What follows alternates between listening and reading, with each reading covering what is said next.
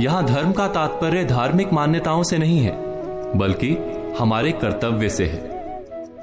जैसे ही हम किसी पर कोई प्रश्न करते हैं, सामने वाला तपाक से बोल उठता है, पहले अपना धर्म निभाओ, उसके बाद किसी पर सवाल उठाना। वो कहना चाहता है कि अपना काम ठीक से करो, फिर दूसरों पर कार्य ना करने का आरोप लगाओ।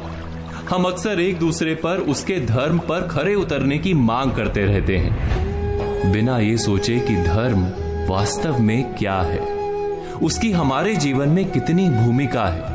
एक व्यक्ति का समाज में क्या धर्म होता है, एक पति या पत्नी का एक दूसरे के प्रति क्या धर्म होता है, या धर्म के कितने स्वरूप हो सकते हैं। वैसे तो धर्म के अनेक पहलू हैं, लेकिन सबसे खास बात धर्म की यह है कि वो सबको जिम्मेदार बनाने की बात करता है, और जो भी इस संसार में है उसका अपना एक धर्म होता है। उदाहरण के लिए, पेड़ का धर्म है छाया और फल देना, नदी का धर्म है जीवनदायी जल बनकर बहते रहना, बादलों का धर्म है जल बरसाना, और सूर्य का धर्म है प्रकाश देना। इसी प्रकार मनुष्य का धर्म है उदार होना, सदाचारी और सद्व्यवहारी होना। मनुष्य का एकमात्र धर्म है प्राणी मात्र के प्रति उदारता का व्यवहार। इसीलिए भारत में कर्म से अधिक महत्व सदाचार को दिया गया है। सद्व्यवहार ही धर्म है, क्योंकि इस सद्व्यवहार में कर्म, धर्म, नीति, ज्ञान सब शामिल है। धर्म के अनेक रूप और प्रकार होते हैं, उसमें से एक रूप को एक कहानी के माध्यम से समझाने की कोशिश करते हैं। एक संत थे, नाम था क्षम्य मुनि। सहायता और सहनशीलता को उन्होंने अपना धर्म बना रखा था। एक दिन वो नदी से नहाकर निकले तो एक बिच्छू को पानी में बहते पाया।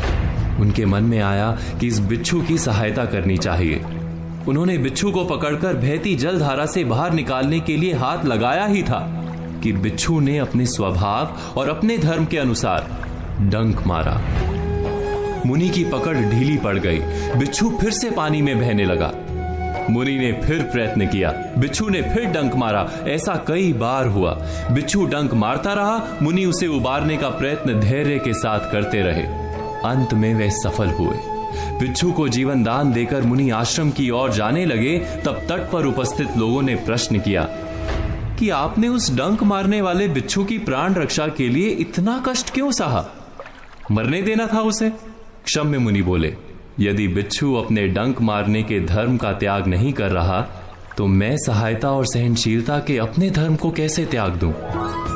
अपने धर्म पर चलते हुए कष्ट सहना ही तो तप और जीवन है। व्यास मुनि ने कहा है, संक्षेपात कथ्यते धर्मो जना किम विस्तरेण वा परोपकारा पुण्याय पापाय परपीड़नम। अर्थात, हे मनुष्यों, संक्षेप में हम तुम्हें धर्म का मर्म बताते हैं। परोपकार करना ही पुण्य कर्म है, धर्म है, और परपीड़ा ही पाप अर्थात अधर्म है। तो आज कही बातों पर विचार कीजिए और कल की प्रतीक्षा कीजिए।